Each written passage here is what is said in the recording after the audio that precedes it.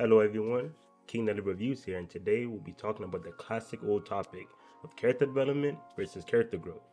There's been a lot of confusion regarding the two, and literary terms in general are often used so interchangeably that it becomes too hard to understand what certain people mean. In this video, I'll try to break down common misconceptions and provide easy to understand definitions with examples in order to hopefully clear up some confusion. If you like and appreciate what I do, don't forget to like, comment, and subscribe to the channel in order to support me. I love and appreciate all of you. Now, what the hell is character development? Let's talk about it. Everybody get your fucking hands up.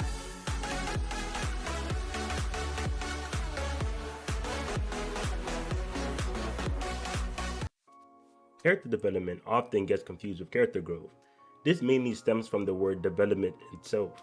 Development can be defined as the process of making something, as in turning raw materials into a product. It can also be the process of becoming something, like a child's development into becoming an adult. Now, if you put character in front of a word like this, many people would think it means the process of the character from the beginning of the story becoming the character at the end of the story. I don't really fault anyone for thinking like this, but it's always good to use these terms in a clearer and more specific manner when it comes to describing general character writing in a story. Now, the actual definitions: character development can be defined as the process of making a character seem more like a real person. Real people are made up of near infinite amounts of little experiences. In order to make a character feel as real as possible, this means allowing the audience to learn as much as they can about the character. Good character development seeks to make the reader understand who the character is and why the character is that way. During a story, the more you learn about a character's history, motivations, likes and dislikes, general knowledge, hobbies, etc., the more the author is developing the character. Now, how is this different from character growth? The main difference is that character growth focuses solely on change. Character growth can be defined as the process of how a character changes from their initial character into their current one due to a transformative experience in the story. Good character growth seeks to show the reader how the character changes after a certain or special experience. Change is also used very loosely, as long as the character is different in some way, shape, or form from how they were initially characterized, it falls under character growth. Now let's look at a hypothetical example to give a good visual of this concept. Let's say there's a character named Dylan in a story. Throughout the story, we learn that Dylan is a character that has two parents, loves soccer, hates cats, has a sister, loves coffee, etc. etc. The more we learn about who Dylan is as a person, the more character development Dylan receives. Now, let's say event A happens, and after event A, we learn that Dylan actually used to hate soccer because it was boring, but after playing it with his father, he became a fan of the sport. This is still an example of character development because Dylan as a character did not change because of this event. He's still someone that loves soccer, but now he's a bit more developed as a character since we know why he loves the sport and we got new knowledge that he actually used to hate soccer at first. Just because we now know he used to hate soccer as a kid doesn't make him a different character since even at his introduction, he still felt this way. If this was character growth, event A would change him as a character and make him different than he was before the event. So let's say if he happened to hate soccer now, that would be a change from the initial Dylan we knew. Now, let's use a different scenario. Let's say event B happens and causes Dylan to get hurt. A cat approaches him, licks his wounds, and provides Dylan comfort. Dylan now has a different view on cats and starts to like them. This is an example of character growth because the Dylan from before event B did not like cats, but the Dylan from after event B does like cats. Even if he knew every little detail of Dylan's character and his entire history from before event B happened, you would never find him currently liking cats. It's only after the experience of event B does he suddenly become someone that likes cats.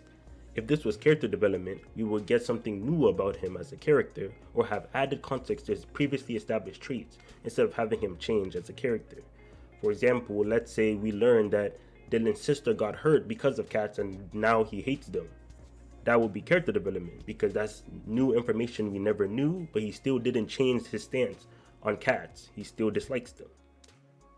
It can be a bit confusing, but just remember that character development focuses on showing who the character is and why they're the way they are. Everything you learn about a character builds towards its development. Character growth shows how a character changes due to an event and shows the difference between the character before and after the event took place. You don't learn new information about who the character is with character growth, but instead, you see how a certain experience can transform the character into something different, and you see who the character becomes because of those experiences. Character development and character growth are definitely not something that are mutually exclusive, and a character doesn't have to be centered around just one of them. There are many characters that overlap in having both a ton of character development and a ton of character growth, but there's also many characters that specialize in mainly just one of them. Let's use some example from a series called One Piece. In One Piece, Doflamingo is a character that specializes in character development far more than he does character growth. When he first showed up in One Piece, we knew very little about him. We learned a bit more after multiple appearances, but it wasn't until Dressrosa where we got the full story of the man called Doflamingo. We learned so much about him during Dressrosa, from his history to his motivations to his love for his family, his future goals, his underground business as Joker, and even his special position with Kaido. Throughout the arc, Doflamingo has been through a lot of situations, and the arc ends with Doflamingo not really fundamentally changing from the person he was when he was first introduced, but he was for sure a far richer character by the end of Dressrosa than he ever was.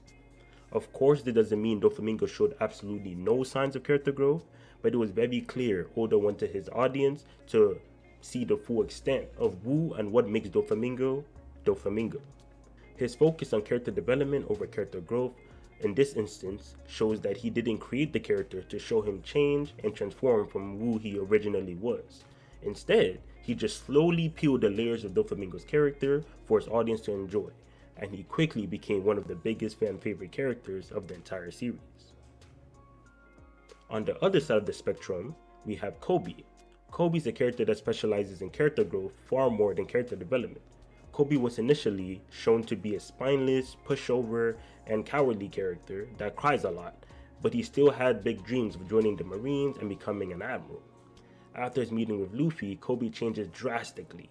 He becomes far more reliable, hardworking, shows perseverance, and has more confidence in his abilities.